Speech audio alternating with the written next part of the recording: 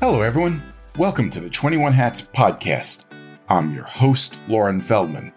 Michelle Wyatt has replayed the events in her mind countless times, looking for warning signs she might have missed. But even now, she can't find any. Both employees had passed background checks and drug tests. Both were considered trusted, valued members of the team. And yet, within a span of months, violent incidents involving employees left Michelle and her company reeling. In this week's conversation, Michelle joins Jay Goltz, who has dealt with employee violence in his own business, and special guest Sandy Kapell, who's made a career leading human resources, to wrestle with a question that haunts a lot of business owners. How much responsibility can you reasonably bear for the actions of your employees? The discussion goes beyond hiring practices and background checks. Michelle talks candidly about the grief her team experienced, the guilt of wondering whether she should have seen something sooner, the relief that the violence didn't occur aboard her riverboat cruise ship, and the unsettling realization that no amount of experience prepares you for something like this. Please stop torturing yourself, Jay tells Michelle. From what you've said, there's just nothing you could have done about this. It's part of business, unfortunately. Even in good times, owning and running a business can be a lonely pursuit. Our hope is that these weekly conversations let owners know they are not alone in facing challenges. In fact, that's the whole idea behind the 21 Hats community, engaging with other owners to get the kinds of insight only another owner can offer. If you're interested in learning more, you can sign up for the Morning Report newsletter, which offers examples every day of owners confronting challenges and seizing opportunities. Just search the 21 Hats Morning Report to subscribe. Joining me this week on the podcast are Michelle Wyatt, who is owner of St. John's River Ship, a dinner and entertainment river cruise based near Orlando, Florida. Sandy Kapell, who is founder of Tricaner Leadership, which offers HR services to businesses of all sizes and is based in New York City. And Jay Goltz, CEO of the Goltz Group, whose companies in Chicago include a picture frame business, artist frame service, and a home furnishing store, Jason Home. The episode is titled, When Employee Violence Walks Through Your Door. Before we get started, this episode is brought to you by Grasshopper Bank, a full-service digital bank. I've been speaking with Chris Tremont, who is Grasshopper's Chief Digital Officer, about the bank's offerings. In this segment, I asked Chris whether Grasshopper, as a digital bank, had been able to make the process of applying for an SBA loan any less cumbersome. Here's his answer. Grasshopper has been a part of the SBA lending program for the last 4 or 5 years. We're actually a preferred lender with the SBA, so that can actually help us decision deals a little bit faster and get business owners the money they need quicker. Over the last 2 years, we've taken what's a fairly cumbersome process to get approved for an SBA loan. At the end of the day, it still is offered in partnership with the government, so there's a lot of paperwork involved. What we've done over the last couple of years as a preferred SBA lender, or at least the 7A loan program, is to help digitize or streamline at least the front end of the application process. So a business owner can go to our website or partner with some of the digital brokers that we work with to actually provide your information digitally versus having to walk into a bank branch and bring stacks and stacks of papers, or having to locate documents and take a couple hours uploading documents. So we've made it easy to get the process started. It's digital, and then you can kind of move through it quicker, where, like I mentioned earlier, we add sort of the human element where there are SBA trained professionals inside the organization that will also call you or email or available to talk to help shepherd you through the process. So we've had some great success with that over the last couple of years, and we've welcomed hundreds of new small businesses to the bank, providing credit through that program. As long as there have been businesses and banks, I think business owners have been told that it's really important to try to develop a personal relationship with your banker so that they know who you are and they're there for you when you need them. Obviously, that's not what you're emphasizing. You're emphasizing a digital relationship. What are the advantages of banking with a digital bank that you would highlight? So part of our mission or our value proposition is that we put ourselves, the bank, where the business owner or the founder already lives today. And so by providing those digital tools, meaning you can actually get started with a business banking account with us through an application process that takes less than 10 minutes. So in 10 or 15 minutes, you could have a bank account, be up and running, setting up your vendors or people for making payments, invoicing, getting money in, right? That speed is certainly a value proposition or something that we tout. The convenience of using these tools makes it easier to do your banking. Like we say, business owners need to get money in, they got to get money out, they got to understand cash flow and then get on with their day. And so that's another thing that we promote heavily is that you can spend less time banking and more time running your business when you work with us. But there is still the human element as needed with the bank. So I think that's important to note that we have a leading edge client services team available across a number of different channels. And now, on to the episode. Welcome, Jay, Sandy, and Michelle. It's great to have all of you here. Michelle, you've had a tough time of late with several employees, and you've been generous enough to offer to share your experiences here. And before you tell us about those experiences, tell us a little bit about your business background. You built and sold a technology business in Maryland. What did that business do? Sure. So in 2000, my husband and I co-founded a technology business that's still around today. It's called Cadmium. And it did software for events and conferences. It helps to basically gather and then distribute to the attendees information about speakers, exhibitors, other attendees, that type of stuff. And how many employees did you have when you sold it? Approximately 75 employees. And then I was with the company. We sold it January 30th of 2020, so 40 days before COVID shut down the world, especially the world of events. But the sale closed 40 days before the pandemic? It did. Nice work. Yes. So Peter, my co-partner and spouse, and I stayed with the company for approximately 2.5 years after that. So we left at the end of June of 22. And by the time we left, we had approximately 200 employees because a private equity company that bought us rolled us up with 4 other companies. And you moved to Florida and you bought a very different kind of business. Tell us about that business. Sure. So yes, when we sold the company, and I think any parent that has had a child go to college can relate to this. Once you have a child go to college, it's really hard thinking about starting with a newborn again. And I would say the same goes with companies. We built Cadmium from scratch. We started off in a bedroom and it grew into something big. This time around, I did not want to start something from scratch. So I looked around and I found a really awesome dinner cruise experience. It's called the St. John's River Ship Company, based out of Sanford, Florida, which is just north of Orlando. So we do lunch and dinner cruises, and it's been in operation here in Sanford since 1982, and I am the current 4th owner of this business. How many employees do you have now?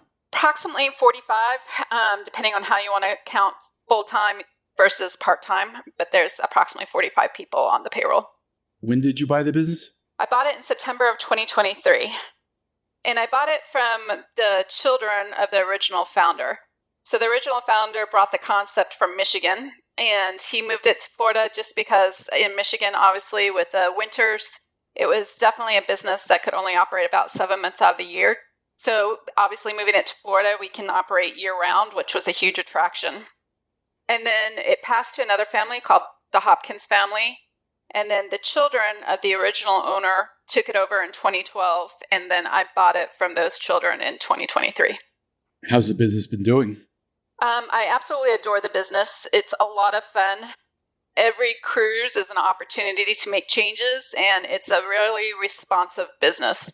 So I've been able to, for better or for worse, try a lot of different concepts and ideas and get some immediate feedback. I would say that the biggest challenge that was kind of unexpected is the HR challenges. So I came from a business where I would say most of the people that used to work for our old company viewed their jobs as a long-term career, whereas many people here, not all of them, but many of them view this as a job, not necessarily as a career. And there's a definite difference in attitude as far as some of the employees are concerned. So you've had a couple of pretty devastating experiences. What was the first one? So the first one, we had a maintenance person that had been employed at the company for approximately a year. So June of 2025, we had 40 chairs come in on a trailer from auction, and we were unloading the chairs. And when I say we, I would say there was approximately 6 or 7 employees. I actually wasn't physically there, but there was 6 or 7 employees, mainly because it was 2 o'clock in the afternoon.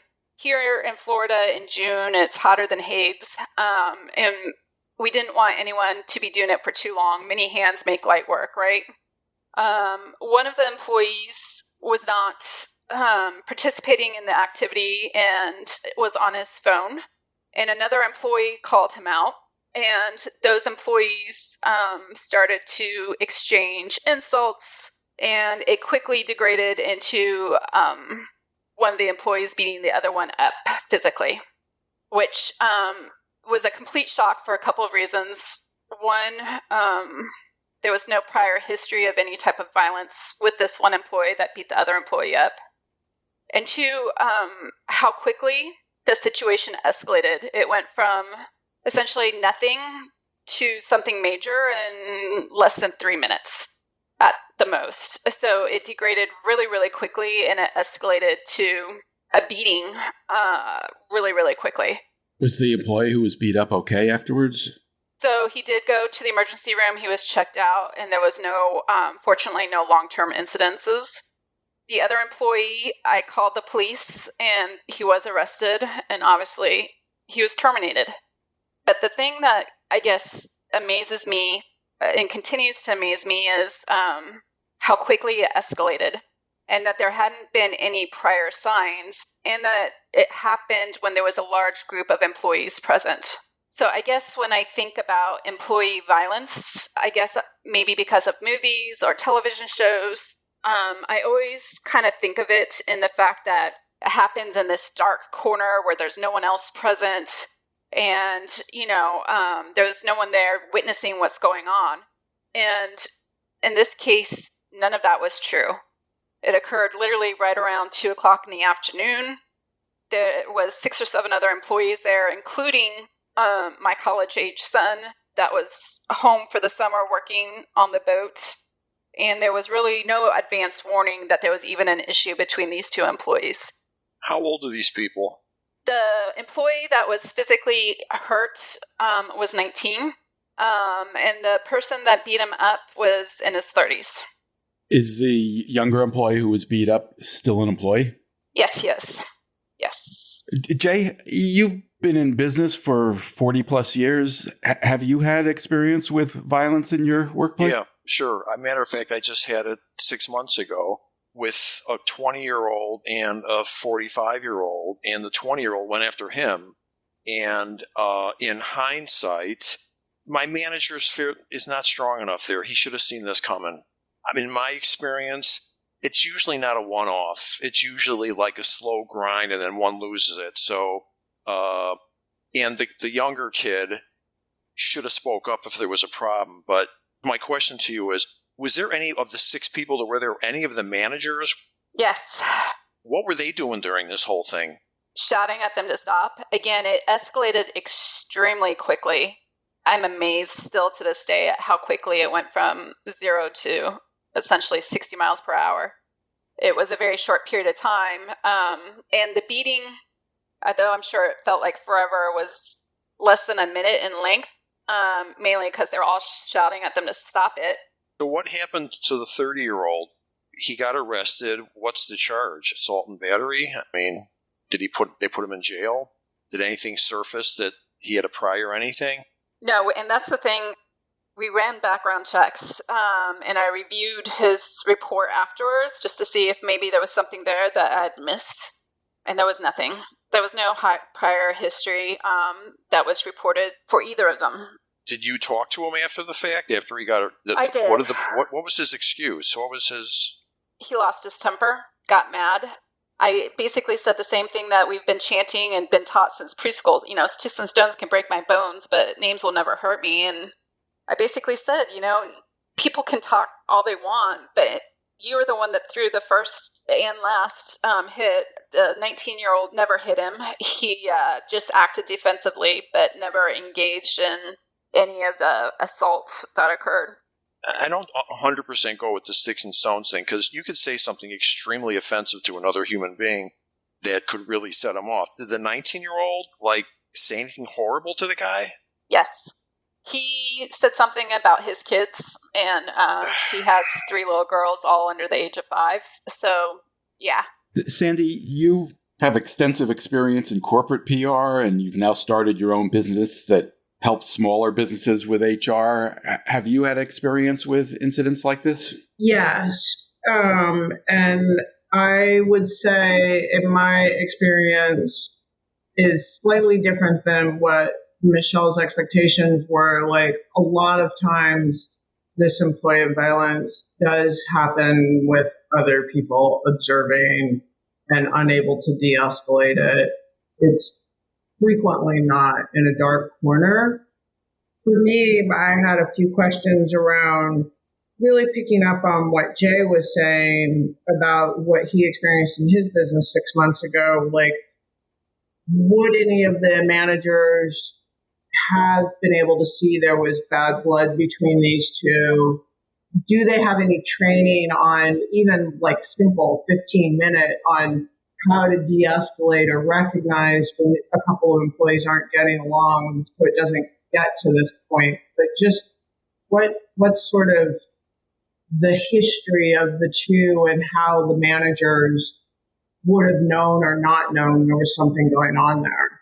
Again, hindsight being 2020, these 2 employees were in different departmts. The 19-year-old worked in the kitchen, and the aggressor, the 30-year-old, worked in maintenance. So they didn't really have a lot of interaction, but I will say the 19-year-old did abuse his cell phone quite a bit, to the point where he's lost all cell phone privileges while he's clocked in at the company. Right. But other than that, other than the fact that the 19-year-old was on his cell phone and wasn't participating in unloading the chairs from the trailer, especially when the 30-year-old pointed out to him, there wasn't really anything. There was very limited interaction between the 2 of them in the past, just because they are in completely separate departments, essentially. Michelle, why don't you tell us about the second incident? Sure. So this happened in June, and then in early August, we had another devastating incident. We had a wait staff member. He had been with me a little bit over a year as well, and his name is Jaden. And Jaden worked as a wait staff member on the boat, and he left work at 3:30 in the afternoon, and 2 hours later he was in a road rage incident where he shot and killed a man that was driving too slow. So this happened shortly after 5 p.m., again in broad daylight. The gentleman that he killed was visiting from Miami, visiting his cancer-stricken mother in the hospital, and had a set of twins that had just started the 5th grade. So this was, again, completely unexpected. Jaden, at the time, was 24 years old. Again, no prior history of any type of violence. A background check was done on him as well. The worst thing that came back on his background check was peeing in a public place while intoxicated. So there was nothing to suggest that there was this type of history. Was he a good employee? He was. He was a very good employee. His dad is very active in the local community as a high school football coach. Several of my employees went to high school with him and played football with him. So yeah, I would say that was completely devastating for the company as well. Did the gun, he obviously was driving around with a gun in the front seat. Did he have the gun registered?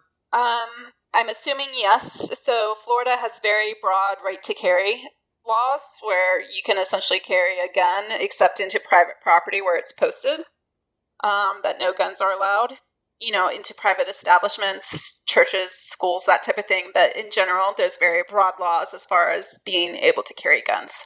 Hey, Michelle, when you're in a state with that kind of legal framework, do you have rules around guns allowed at work and what's allowed or not allowed on the boat?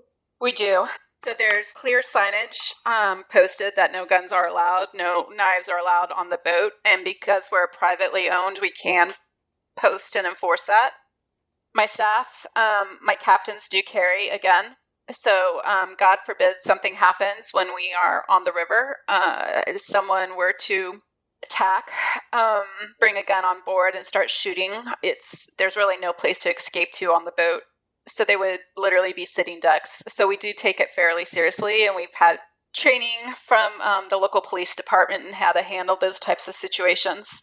I will say that I am beyond grateful that Jaden didn't bring the gun on board and this didn't occur while he was working on board the ship. And one of the things I think as business owners, we definitely have to think about is how do we handle, or how would we handle firearm incident in our place of business? Jay, you have a furniture store. I've been in plenty of furniture stores. They're huge typically, and someone could, in theory, easily bring a gun in. Yeah, I got 115 employees in total. There certainly is exposure every day to something bad happening, and it's unfortunately a part of being in business. All you can do is try to minimize your exposure, which in my case means we don't just do background checks. We thoroughly check references, because somebody could very well have done bad stuff but not been arrested for it. And every once in a while we do catch somebody who we would, didn't hire because of it. And then the second piece of it is I absolutely have had people that there was a point in my career that I thought, I guess I was putting out fires all day long. I had 40 employees. Every day there was new problems. And I finally realized the key was to get rid of the arsonists. So we're good at knowing when somebody needs to go, because present behavior usually predicts future behavior. So people that like to continue to start trouble will always continue. So that's two. And if you do the first two right, in my experience, your turnover goes down dramatically. So you're not hiring a bunch of new people. So the end of the story is I have far less drama today with 115 people than I had when I had 20 people. It's calmed down considerably because my turnover is less than 10%, and it's just, I know who works here, and it's calmer. And I would suggest to you, long term, it will take you a while. It'll get better because you'll start accumulating better people. You'll be keeping them. You'll be hiring less, and it will get better. But I feel your pain because those are two horrible stories. And there's no guarantee that nothing like that couldn't happen anywhere. The fact that this was a valued employee just makes that clear, I think. The Pareto rule, I've learned 80% of the trouble comes from 20% of the people. So the game is get rid of the 20% of the people. That's what I learned. Although that wouldn't have applied to this second incident. No, I'm just saying long term, it does slowly but surely things get better if you keep people around and you're hiring less. What were you going to say, Sandy? I was wondering, are you feeling personally supported, or do you have resources for your employees or yourself to recover from such dramatic incident? I would say no. I think my staff went through the typical grief cycle that you hear about. Even though we all recognize that what Jaden did was truly evil, I would say in general, Jaden was very well liked and loved, for lack of better language, by many of the staff members here. And that's what truly is a tragedy. So this happened at like 5 p.m. on a Thursday night, and the press release came out from the police department around 5 a.m. Friday morning. And by 7 a.m., all the phones, everyone was blowing up everyone's cell phone trying to figure out if it was our Jaden. So we were like, what's Jaden's middle name? Because it can't be our Jaden. Jaden would never do something like this. And it was. They released his mugshot a couple hours later. And, there's that stage of denial. There's that stage of grief. Yeah. his mother actually called on Friday saying Jaden wouldn't be into work that day. It's just that full cycle of grief, disbelief. My manager that was on board the boat that day on Thursday, we normally keep a ratio of wait staff to guests about 1 to 20, and we were right at that cutoff. And my manager made the decision to keep Jaden because he would have been cut that day. And he was questioning, well, what would have happened if I'd cut him that day instead of had him work? I don't know the answer to that. It's one of those things where you can't reassure. You can just say, well, then he could have maybe done it earlier in the day. I would make the argument that if a guy loses his temper once driving a car with a gun in the front seat, it's going to happen again. And so if it didn't happen that time, it would have happened 2 months from now because people are always getting mad at other drivers. I just find it ludicrous that they in Illinois, you can't drive with a gun in the front seat. It has to be in the trunk or something. That would have saved a life. Yeah. Michelle, do you have somebody who handles HR for you? No, we don't have anyone outside the company. So unfortunately, it's me and my director of operations that handles the HR. Which is how it usually is. Yeah. I mean, I will say when I bought the company, I did hire a consultant to help me get it to where I felt like it needed to be. There was no employee handbook before I bought it. There was limited employee records. There was a lot of practices that I would say were questionable. One of them being they had fired and rehired the same employee 5 separate times. So, just stuff like that. Is that employee still there, Michelle? No. It's the off week this week. He's off this week, but he'll be back next week. No. We don't play the boomerang with Michelle. If Michelle fires you, you're gone forever. Right. But, there was other practices where they didn't do the background checks. That was one of the first things I instituted is we have to do background checks. We need to make sure. So it was just a lot of what I would call, there was no formal job descriptions for anybody. So there was just, in my opinion, a lot of, I don't want to say loosey-goosey, but definitely not as buttoned up as I would have liked to see it. Did have an HR consultant come in, but in this case, both employees that were definitely my hires, I have to own that they were my hires. They had the thorough background checks done. They did the drug testing, and it still happened. My lesson after 48 years, which I hope you hear when I tell you this, please, please, please stop torturing yourself. From what you've said, there's just nothing you could have done about this. It's part of the business, unfortunately. I agree. I just think as a small business owner, in theory, I wish there was more resources to help. One of the things that I have since read is the Department of Labor estimates that there will be 4,000 homicides in places of employment each year. Most of them in Florida. I don't know if that's necessarily true. I will guarantee you a higher percentage. Guaranteed a higher percentage. Well, I think Florida has the 3rd highest population per state, so... I'm just saying if you let people... And I'm not anti-gun or anything. I just don't think they should be in the front seat of a car when you're driving. I agree with that. But I will say it's very scary to think about. And I will say the one thing I was grateful about with Jaden is his place of employment was never advertised in the news. And I guess that's something else that as small business owners, you really have to think about. And I'll just point out when I lived in Maryland, there was a business near me who did granite countertops. And they had an employee that had only been there 4 or 5 months. And he came in one day and shot and killed 3 of his coworkers. And it turned out that the employer had never done a background check on this employee because if he did, he would have seen that he had had over 40 run-ins with the police before being hired. So it's one of those things where I would stress it's definitely a cost issue. So a lot of these employees that I'm hiring are making close to minimum wage before tips and stuff like that. And between the drug testing and the background check, we spend about $200 for each new employee that we bring on board. That's a lot of money. But I feel like it's money well worth spending. And then I would also point out even some of the recent news. So, for example, the FedEx driver that kidnapped and killed the 6-year-old in Texas recently.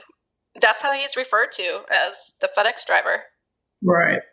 Fortunately, FedEx has a huge brand and reputation, but my biggest worry as a small business owner is Jaden's son's going to be transferred to me as a business owner. If the man that Jaden killed was a captain of a charter boat down in Miami, Jaden worked on a river ship, it wouldn't have been hard to connect the dots and reported that they both worked on ships. And then my reputation would have been damaged. The company's reputation would have been damaged. I feel like in today's environment, the sins of the employees are frequently transferred to the sins of the employer.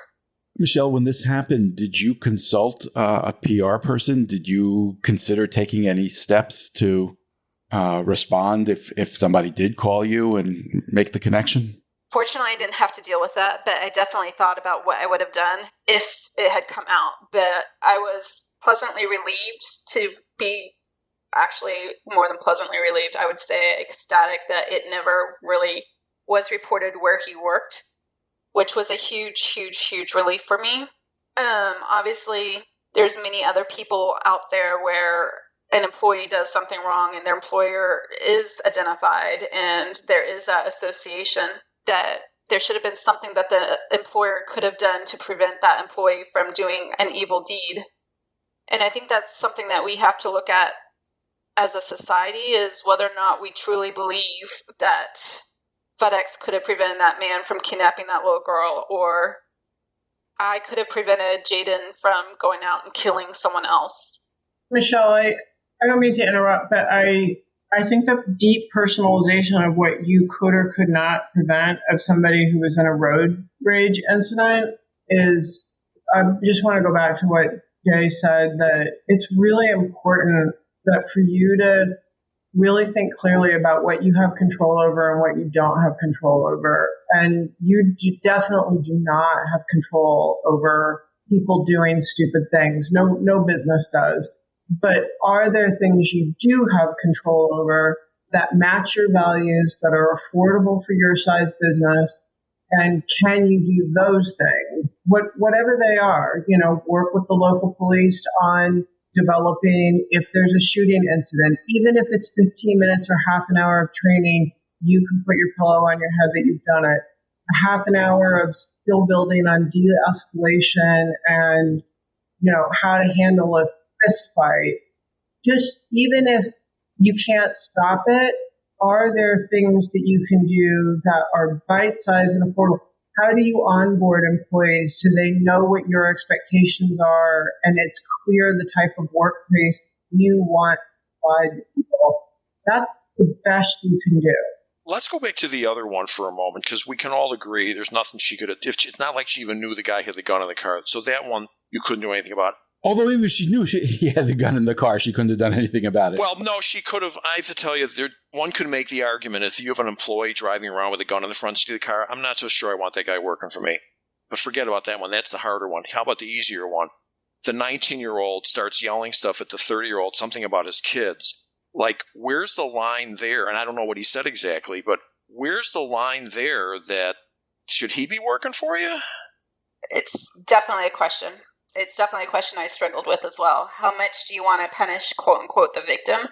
The 19-year-old saving grace is there was nothing that he did physically towards the 30-year-old employee. It's a really hard judgment call.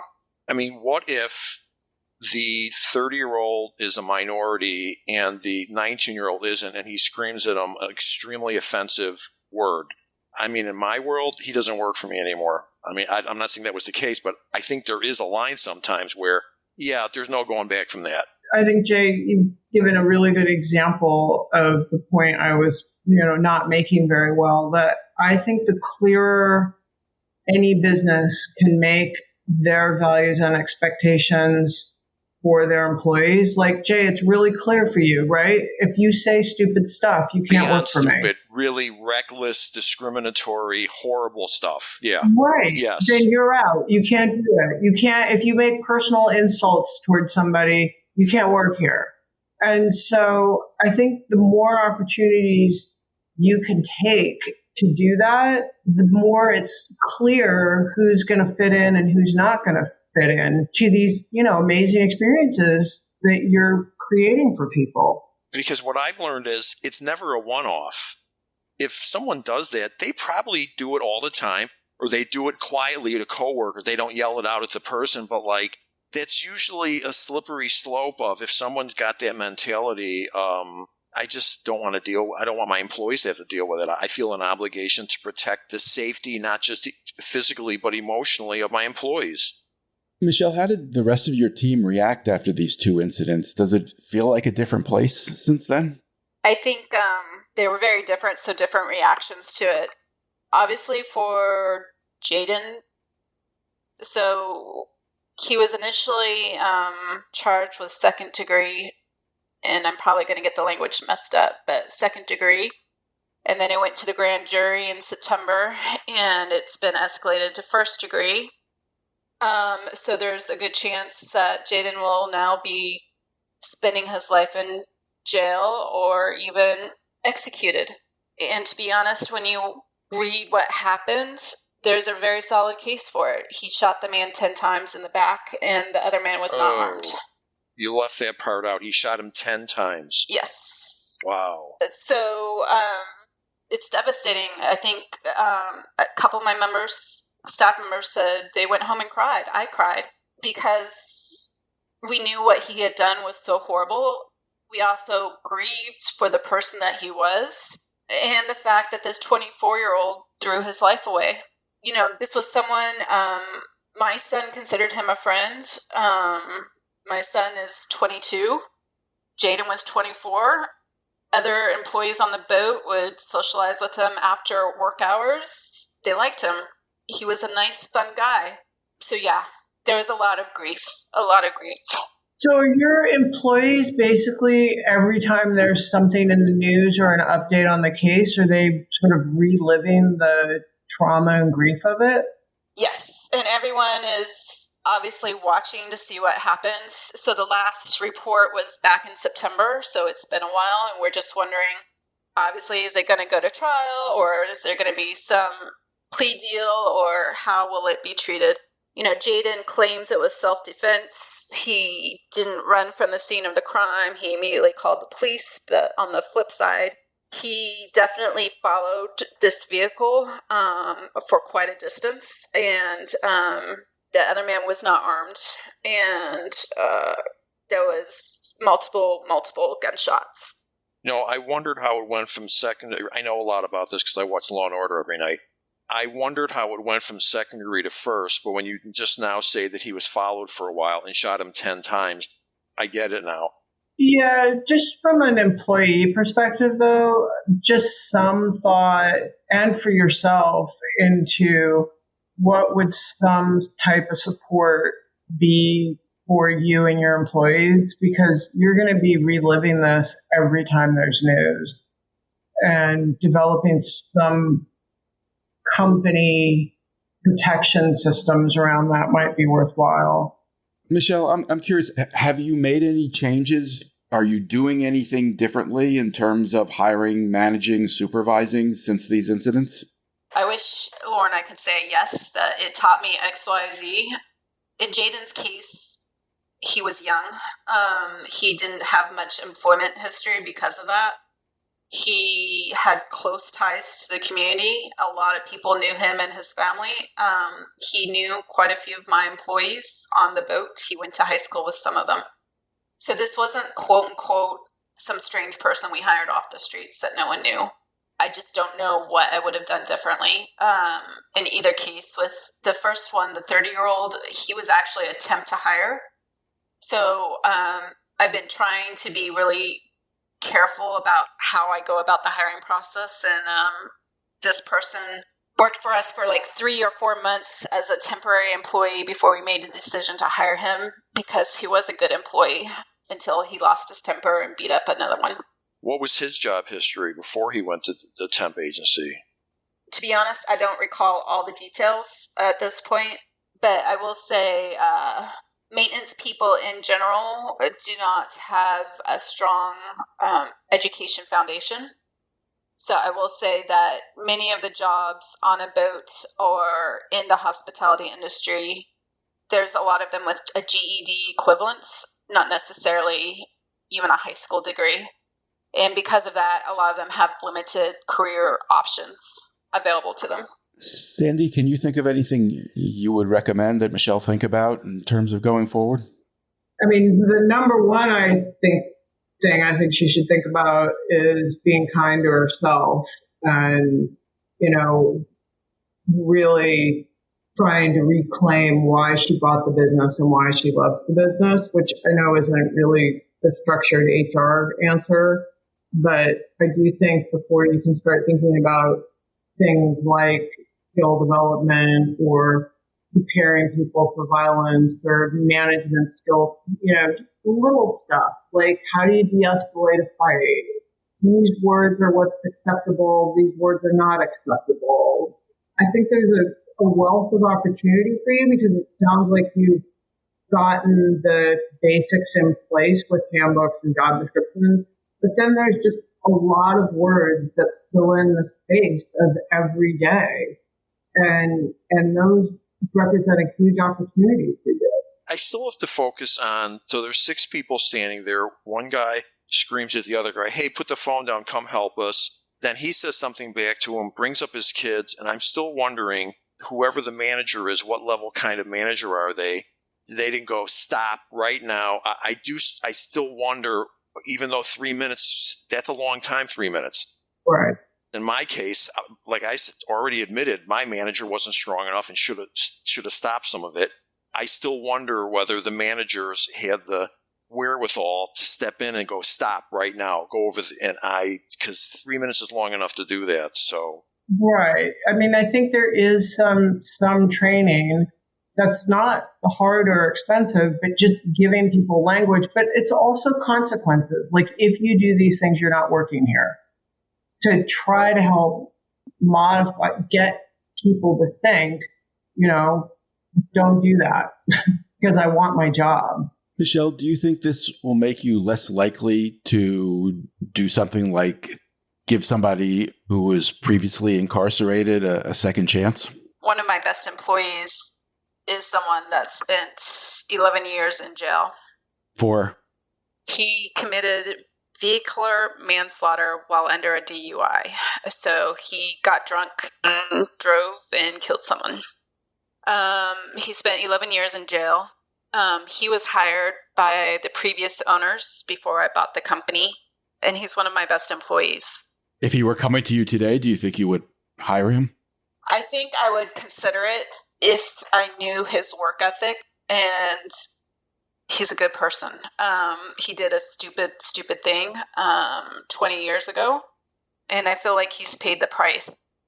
He had, to be honest, a wonderful career with a Fortune 100 company as a computer programmer, and did something stupid.